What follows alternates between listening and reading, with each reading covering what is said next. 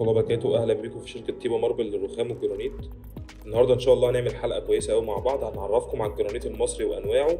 واحنا هنا في شركه تيبا ماربل بنحاول نركز على الجرانيت، لان الجرانيت كنز مصري للاسف مهدور حقه.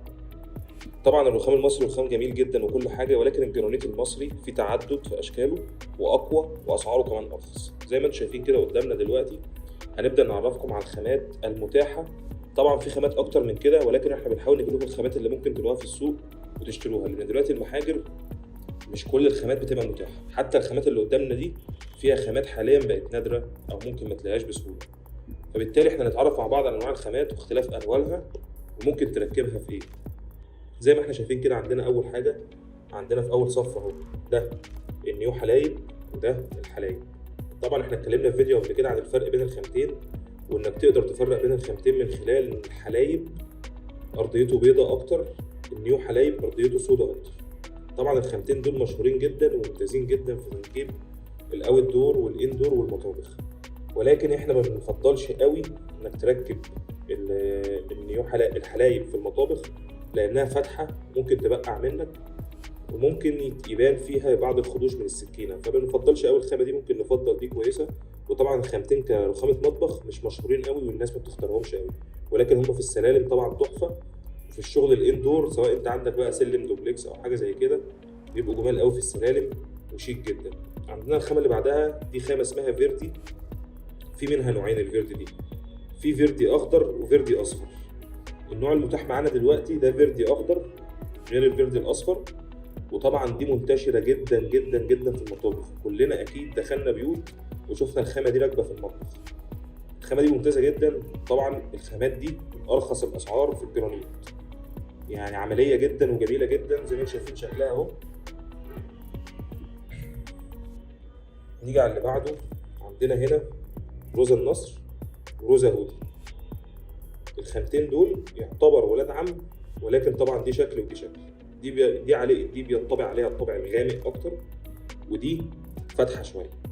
طبعا الخامتين جمال جدا في المطابخ، جمال جدا برضو في السلالم والاندور والاوت دور. وكل الخامات اللي بنتكلم عنها دي خامات جرانيت قويه جدا تستحمل معاك ضغط او الاوت دور، سواء بقى سلالم او حاجات زي كده. وفي الاندور طبعا كل ده في المطابخ زي الفل وجميل. عندنا الخامه الشهيره برضو اللي كلنا عارفينها، الاحمر اسوان. طبعا خامه الاحمر اسوان دي برضو خامه مشهوره جدا وبتركب في المطابخ كتير، وبرضو بتركب في السلالم والاندور والاوت دور كتير. الست خامات دول الى حد ما مشهورين. نيجي بعد كده على خامات تاني ممكن تكون ما شفتهاش كتير قوي.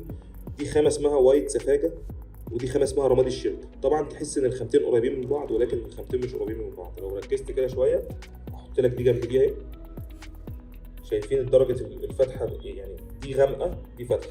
دي وايت سفاجه، خامه مش مشهوره قوي في المحلي. بما اننا شركه تصدير، الخامات دي بتطلع بره بشكل كويس جدا وممتاز جدا، وطبعا ممكن تركبها في المحلي. وطبعا الخامه دي مش هتقرب معاك لدي ودي، يعني هم ممكن من للوهله الاولى تحسهم تتلخبط، ولكن النيو حلايب الفص الاسود بتاعها كبير، والحلايب الفص الاسود بتاعها كبير برضه. هنا بص، فدي حاجه واللي فوق دول حاجه تانية خالص. يبقى دي اسمها وايت سفاجه او ابيض سفاجه. دي رمادي الشركه. الخامه دي خامه مشهوره جدا لان سعرها حلو قوي، وخامه ممتازه اثبتت كفاءه عاليه في السوق وفي التركيبات، مفيش منها اي مشاكل خالص. خامه كويسه جدا وما بتصديش، خامه تحفه في التركيبات.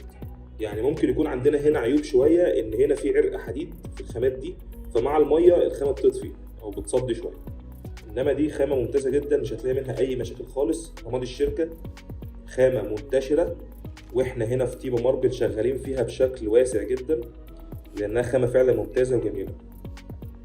الخامه دي بقى خامه فرعوني شويه، ليها كذا اسم في السوق المحلي، ولكن الاسم اللي هي معانا فيه في تيبا دلوقتي هي اسمها قصير. الخامه دي قصير، طبعا واخده درجه البني. زي ما انتم شايفين الخامه جميله جدا، تركب مطبخ 10/10. طبعا سلالم وديكورات برضه 10/10. بس الخامه دي من الخامات الجميله، وطبعا الخامات دي اسعارها بتبقى اغلى شويه من الخامات اللي فوق دي.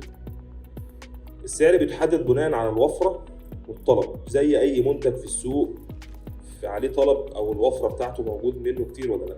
المحاجر بتاعت الخامات دي شويه قليله بعكس الخامتين دول وبعكس شويه الخامات دي. حتى الخامات دي، يعني الخامه دي بقت نادره دلوقتي، ودي فبرضو الاسعار بتحدد على حسب الوفره بتاعت الخامه. طبعا عشان اديك سعر محلي حاليا في الوقت اللي احنا فيه وموضوع الدولار، الاسعار هظلمك لو انا اديتك في الفيديو ده سعر حاليا، لان هتلاقيه دايما بيتغير معاك، ممكن بيتغير بشكل يومي كمان.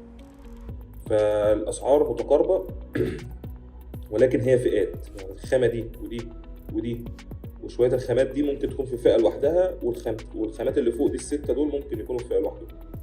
طبعا رماد الشركه خامه جميله جدا، وعندنا القصير هنا خامه تحفه، انا عن نفسي بحبها شخصيا جدا، وتركب في المطابخ 10/10 وهتليق مع اي ديكور او اي الوان في المطبخ. فهي خامه جميله جدا، ما بيبانش فيها اي تجاريح ولا بيبان فيها، يعني خامه ممتازه بصراحه. عندنا هنا دي قصير، دي اسمها اسود قصير.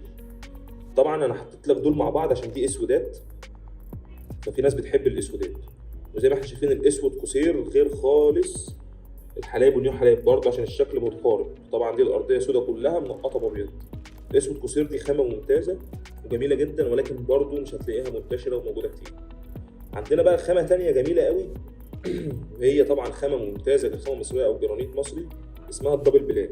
زي ما انتم شايفين كده الدبل بلاك دي في ناس بتحسبها جالاكسي، يعني الخامه الجالاكسي الهندي دي بتنافسها كجرانيت مصر. طبعا سعرها ارخص وحلوه جدا، بس عيبها ان هي شويه حساسه، خامه حساسه بيبان فيها الخربشه وبيبان فيها البقع واي حاجه يعني. بس هي طبعا شياكه، دي من الخامات السوداء اللي نادر لما هتلاقي خامه مصري كجرانيت سوداء وتديك الشكل ده. فيها فصوص طبعا، بص الخامه عامله زي الجالاكسي، ولكن فص الجالاكسي بيبقى اكبر شويه من النقط دي، وبيبقى في منه ذهبي وفي منه رصاصي. لكن هنا الدبل بلاك دي خامه مشهوره جدا، ومعظم الفلل او معظم البيوت اللي بتركب ديكورات بتاخد منها عوضا على الجالاكسي، وهي افضل من الجالاكسي. يعني انا من وجهه نظري افضل من الجالاكسي، مع ان الجالاكسي اغلى لان شكلها احلى.